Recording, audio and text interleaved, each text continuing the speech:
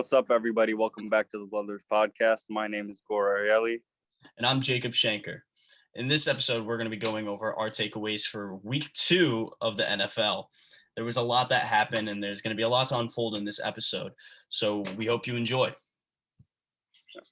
So let's get stuck in.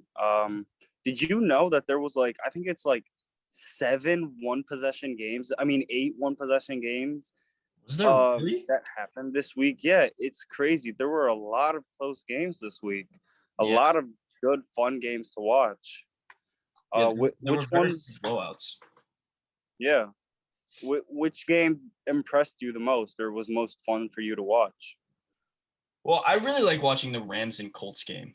That one was really entertaining. It kept going back and forth pretty much the entire game. The Rams came out on top, but it's no surprise. I mean, they have, in my opinion, the best defense in the league, and they have a great offense with now Matthew Stafford, and Cooper Kupp was phenomenal. And I got to give props to my boy Darrell Henderson because I thought he played really well. And also the Chiefs and Ravens game was absolutely a crazy game. And I was very happy because of that, because I had Lamar Jackson in one of my fantasy leagues. So that went over very well for me. Yeah. What about you? Well, I think my favorite game to watch was definitely the football team against the Giants. As a Washington fan, I'm very happy with the score, although the Giants probably should have won with better. I don't know how to.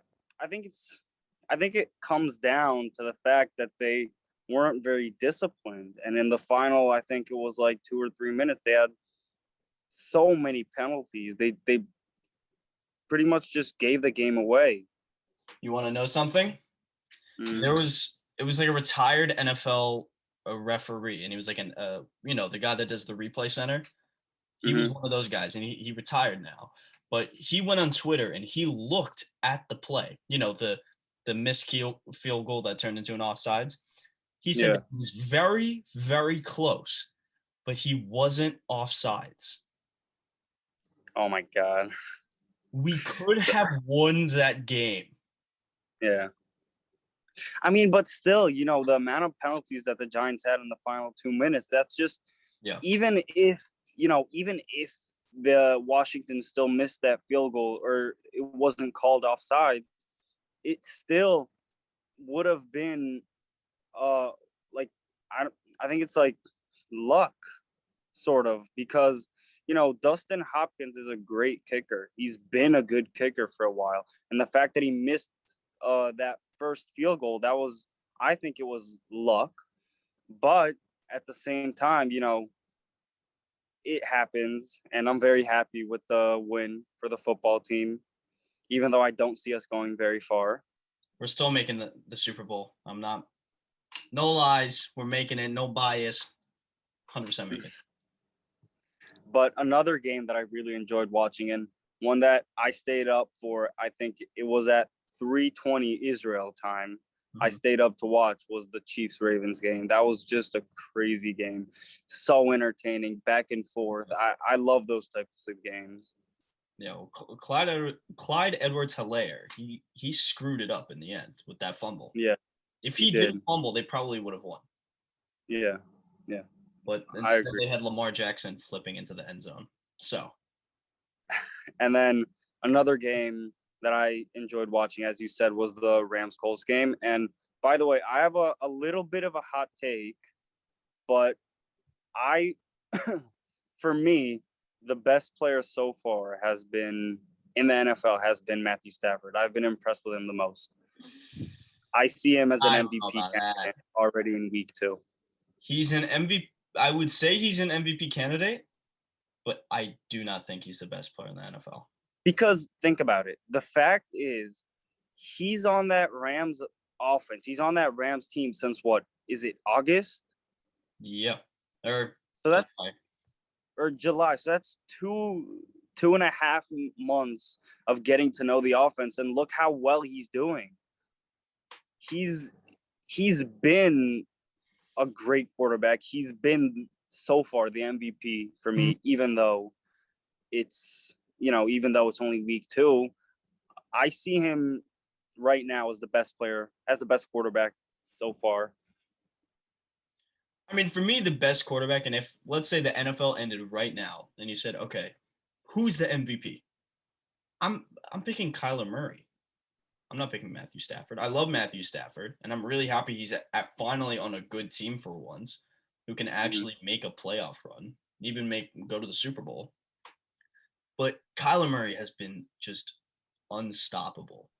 I mean, both passing and rushing. He's like what Lamar Jackson was in when he won his MVP year, except Kyler Murray's a better passer. That's the difference. Lamar Jackson was better at rushing, but Kyler Murray is better at passing. And I'm pretty sure he's leading in passing yards. I think he's one of the leaders in touchdowns as well. And I think he's also in rushing yards and rushing touchdowns for quarterbacks. So he's Well, got everything. I can see your point, but the reason that I have Matthew Stafford right now as my MVP if the NFL season ended in week 2 is just because of the fact that he was able to adapt so well and, run this offense, because that's not an easy thing to do. Learning a whole new offense, a whole new system, that's not an easy thing to do. And I think he's done that so well. And I can definitely agree with you that Kyler Murray's been absolutely unstoppable. And, I had him ranked very highly, and I see him as a fantastic player. But just the fact that Matthew Stafford has been able to adapt so well, that's just what gives him that extra boost for me. Yeah, I mean, I think he has been able to adapt to this new system, and it's great. But I mean, he's also been there for months and everything. But he's also a veteran, right? He's been in the league for a long time, and I feel that it's easier for him to get accustomed to this now, right? Because Well, he that's not knows what to do. necessarily true because, at any age, even if, well, you can say that Kyler Murray's it's been easier for him to adapt to that Cardinals team because he's been there for 3 years. He came in there as a rookie. It's the only NFL offense that he knows. That's true. But I mean, even aside from that, I mean, just from a standpoint of how they're playing, right? Because I think when it comes down to it, that's the biggest thing that comes into factor. I mean, Kyler Murray's playing the best. He really I can is. see that. I can see that, but for now, we can agree to disagree. Yeah. I want to say one thing also.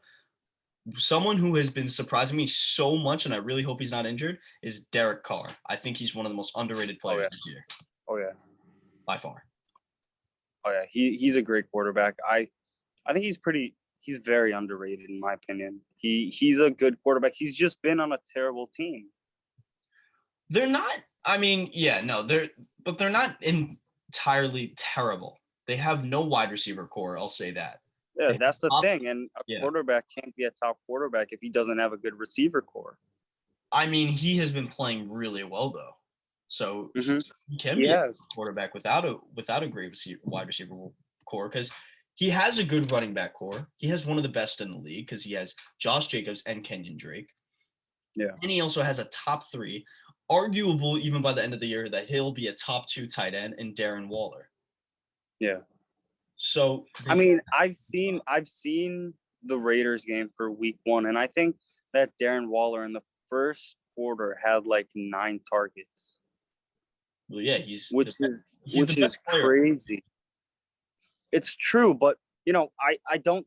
The reason that I don't see the Raiders going far, if we're already talking about the Raiders, is their offense is so predictable. It's either running the ball or passing it to Darren Waller. Well, what else are they gonna do? That's the thing. That's why I don't see them going far. That's why Nelson Aguilar. I mean, they're meh. They're not. Their offense is not great on paper, but I think if it works, that's all that matters. And right now, if you're looking at it, it works. They've played 2 great teams with 2 great defenses, some of the best top 5 defenses in the league, in the Ravens in week 1 and the Steelers in week 2. And they beat both of them. Yeah. So, I mean, I still think that their offense it's not great. It's not good. It can use some work, but for now it's working. Yeah, exactly. Yeah. So I wanted to ask, I've been let down, let's say, by a few teams this week. Mhm. I wanted to know if it's the same thing with you. Yeah, I have. One team that I was really let down by was the Dolphins. I thought they would be a very underrated team. And I mean, I know Tua got injured and Jacoby Brissett had to play, but that's not the point. I mean, they lost 35-0. Yeah. And you want to talk about complete blowout? That's a complete blowout. Hmm. And it's sad because I going into the season, I really thought that they would make the playoffs. I thought they were Yeah. I thought they had a great defense. Their offense obviously would need some work, but now they're even better this year. But they just have not been able to connect. And now Yeah. Tua's injuries, and we'll go into the injuries in a sec that happened this week. But with Tua's injury, and if he's not able to come back this season, they got to move on. I Yeah. mean, I know it's very early, but he's not a good quarterback. I mean, that's what it Yeah. comes down to. Yeah. I think that, he played great in college, and I think that's what fools a lot of NFL teams, because they can only really judge the players by the combine and what they do in college. And so that's why I think that a player like Trevor Lawrence, okay, who was amazing in college, absolutely fantastic in college, he's not he hasn't cut it so far in the NFL. And yes, you can blame the Jaguars team, who are absolutely awful. But if he's that good of a quarterback, why is he doing so badly? And I think it's the same thing with Tua. And it can also come down to his injury, right? Because he had a pretty bad injury his last season in college. Yeah. I mean, I think that that was a huge red flag for teams, which is why Yeah. he went further down in the draft. But even now, I mean, I think now that the Dolphins have Jacoby Brissett, who I think is a really good backup, he was really Yeah. good with the Colts, but they're really going to need to find a new quarterback, whether it's through the draft, free agency, or I mean, honestly, Colin Kaepernick is still a free agent. Yeah, he is. And I, he's still a competent quarterback. I would really like to see how he plays. He hasn't played in 5 years. That would Mhm. be very interesting. Yeah. Yeah.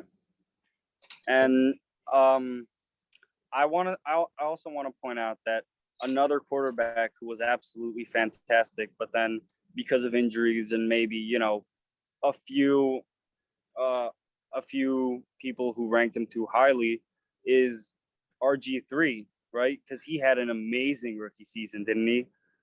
He was absolutely It was fantastic. okay. It was fantastic. You can't say that it wasn't great. Yeah, He was, pretty good.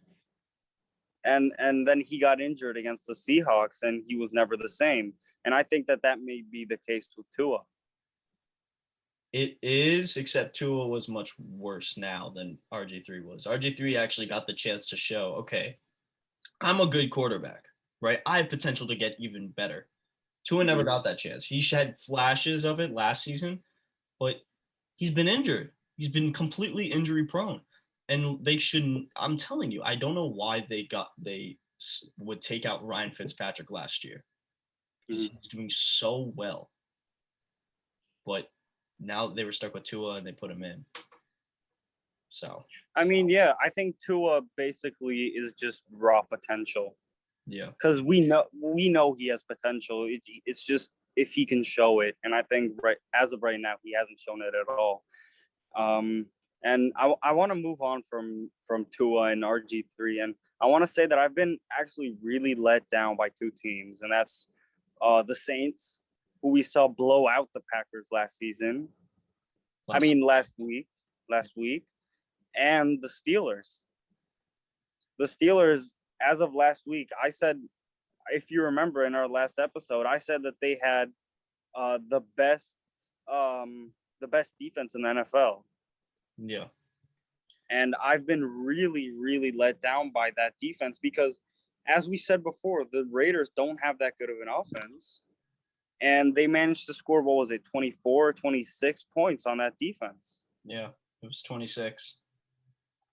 Well, the Steelers, I'm honestly not surprised about. I think they're a very overrated team. excuse me, they have a phenomenal defense, a top 5 defense. I mean, I think one reason they lost that game was because TJ Watt got injured, unfortunately. But I just think they're overrated. Their offense is so inconsistent, it's unbelievable. And that can say the same for the Saints, because I think that's what Jameis Winston's going to be like the entire season. He'll have one game where he's absolutely phenomenal, looking like an MVP candidate. Next game, he'll be a bum. Yeah. And that's what he's been since he got in the NFL, just inconsistent. Yeah. But like I was talking about before, the injuries that are happening in the NFL over this week. I mean, week 2, I feel like is a curse. Last year, everybody got injured. Do you remember that? Nick Bosa, Saquon. Who else got injured? I know Christian McCaffrey. I mean, a ton of players got injured. It's a ton of star players. And even this week, I mean, it's not a ton of star players, but it's a lot of quarterbacks. Andy Dalton, Tyrod Taylor, Tua, TJ Watt, like I said. There was a few O-linemen, but which team do you think will be impacted the most by these injuries? Well, I think that, obviously, I think the Texans will, because Tyrod Taylor was pretty much their only hope with Deshaun Watson holding out. And he was good week 1. He really surprised a lot of people. And then he got injured. So now I don't even know who the Texans quarterback is. That's how Davis low Mills. they've gotten. That's how bad it is for them. So I think it's going to definitely impact their season. And I think if Tyrod Taylor doesn't get back in the next few weeks, then that's the season over for them. Yeah, I mean, I honestly thought the Texans were going to make some sort of breakthrough with Tyrod Taylor, because I'm looking at it right now. Right before he got injured, he missed one pass. Out of 11 attempts, he made 10 of them for 125 yards and a touchdown. So he was honestly not a bad quarterback. He could have done very well. And you're right. I mean, if he's gone, then they're out. And they almost beat the Browns. Yeah. The Browns the Browns who are a fantastic team. And I think if Tyrod would have gotten injured, that they had a very good chance to win that game. I think so as well. So to finish up this episode with our last segment, what do you think will be the most fun or most entertaining game for week 3? Well, I think it's a pretty obvious choice because there aren't that many good games this week. I think it's definitely the Buccaneers versus the Rams. I mean, here you have arguably a top 3 offense in the NFL against arguably the best defense in the NFL. So that's gonna be a really good matchup. I see this as a very entertaining game. But what about you? Yeah, I think that game's definitely going to be probably the most watched and most fun game to watch. But another game that I'm also going to tune into is the Colts and Titans. I think that game is going to be a lot of fun to watch. Derrick Henry last week, he just went beast mode, and I don't know what to expect from him this week because he's been very off and on, but I hope he'll be beast mode again. And the Colts with Jonathan Taylor and some of their guys, I think it's going to be very interesting to see how this game will end up because it could go either way. Well, if I'm honest, I have to say that I've been pretty let down by the Titans so far. Oh, yeah. Because they lost week 1. I think it was by a pretty big margin. And, week 2 they won against the Seahawks, I think. Yeah. And it was a great comeback. But, I had them as a top 5 offense in the NFL. And right now they've just not been showing it. And I've been very disappointed by how they've played, especially with Julio Jones. Well, I think this week 3 will really decide what type of team they are because I think they've been very inconsistent so far. A.J. Brown has not been playing well whatsoever. No. Julio Jones has been fine. He's been better than A.J. Brown, in fact. And Derrick Henry, not been playing like Julio Jones. He hasn't. He's been playing. He's never going to be able to. We're never going to see that 2016, 2017 Julio Jones again. I think he still has it in him. I think he's still a fantastic receiver. It's still a fantastic receiver, but he's been playing like a subpar receiver up till now, and that's just not what he is. And that's why I've been so disappointed with him and the whole Titans as a team. Well, he's 32 years old is the other thing. He's about to be 33, which I mean he's getting older. That's the big problem. I really don't think he has it in him to be a top 10 wide receiver anymore. He's definitely going to be a good wide receiver, definitely a great option for this year, but he will never be able to get to that potential again because he's not. I mean, he's obviously one of the best, but he's not Jerry Rice level, or he's not Steve Largent or something like that. I guess, but you can say that about a lot of people, right? That they're getting up there in age, so they can't be what they once were, and that may be the case. But you saw players like Larry Fitzgerald, who was playing very well until what was it? I think it was like 37.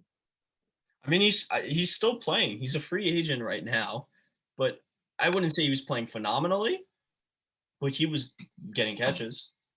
Yeah, he was playing well, and he's old for a football player. For a receiver, he's very old, right? Well, So I don't think that you can he's say also the top 5 wide receiver of all time. that's true. But I do think that Julio still has it in him to be not as good as he was, but still great.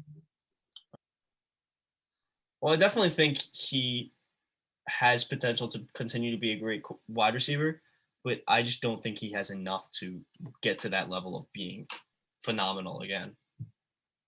But I guess Okay, well, I guess we'll see. Exactly. Thanks for listening, everyone. I'm Gorielli. And I'm Jacob Schenker. Tune into the next episode on Friday.